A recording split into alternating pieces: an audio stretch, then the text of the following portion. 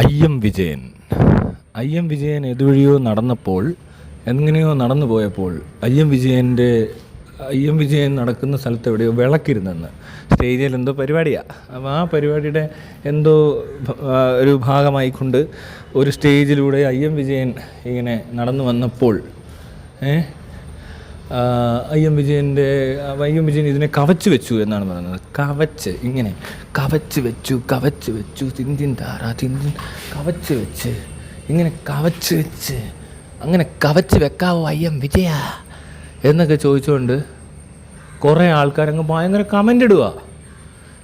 എന്നിട്ടോ അതൊരു വിളക്ക്, ഒരു മെറ്റൽ, പിന്നെ കുറച്ച് എണ്ണ, കുറച്ച് തീ, ഈ സാധനത്തിനെ വെച്ചിട്ട് ഒരു മനുഷ്യനെ ഇവർ അവമാനിച്ച്.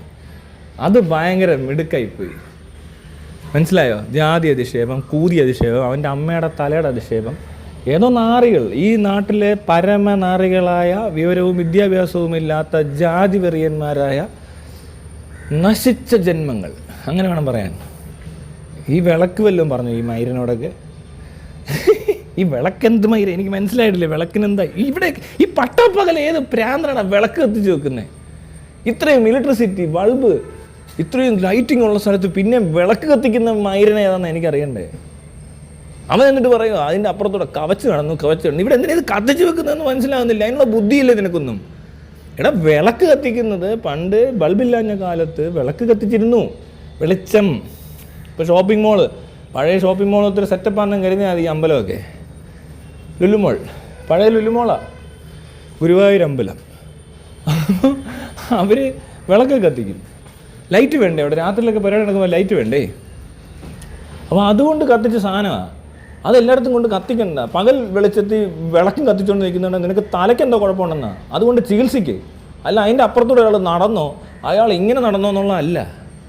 ജാതിയും കൂതിയും ഒരുപോലെ, രണ്ടിൽ നിന്നും വരുന്നത് തീട്ടം.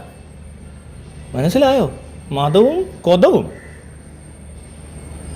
അതും ഇത് തന്നെ, രണ്ടിലും തീട്ടം മാത്രം. മനസ്സിലായില്ലേ? ജാതി കൂതി എടുത്തോണ്ട് പോടാമോ, അത്രേ ഉള്ളൂ. അങ്ങനെ തന്നെ അതേ ഉള്ളൂ. ചുമ്മാ കൂറകളൊക്കെ. ഏറടാ ജാതി? എവിടെ നിന്നാണ് ജാതി? എന്ത് ജാതിയാടാ ഇത്?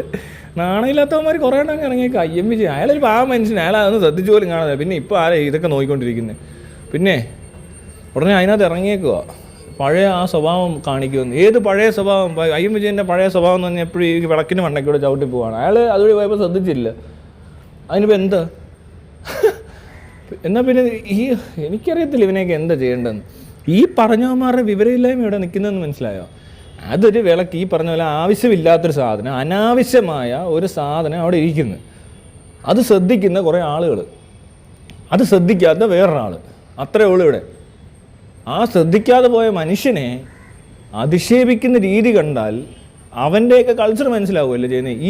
ഈ വിളക്കെന്ന് പറഞ്ഞ നിർജീവമായ ഈ വസ്തു, അല്ലെങ്കിൽ ഒരു അനാവശ്യമായ, ഇത്രയും വെളിച്ചം വന്നു കഴിയുമ്പോഴും വിളക്കെന്ന് പറഞ്ഞ ഈ അനാവശ്യം ഇവിടെ കത്തിച്ച് വെച്ച എന്തോ കുഴപ്പമുള്ള ആളുകൾ ഇത് കാണുന്നുമുണ്ട്.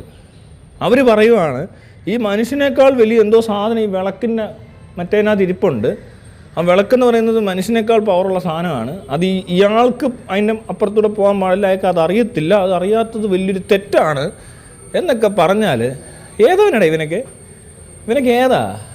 നീയൊക്കെ ഒന്ന് നേരിട്ട് വന്നൊന്ന് പറയാം എവിടെയിൽ നിന്ന്.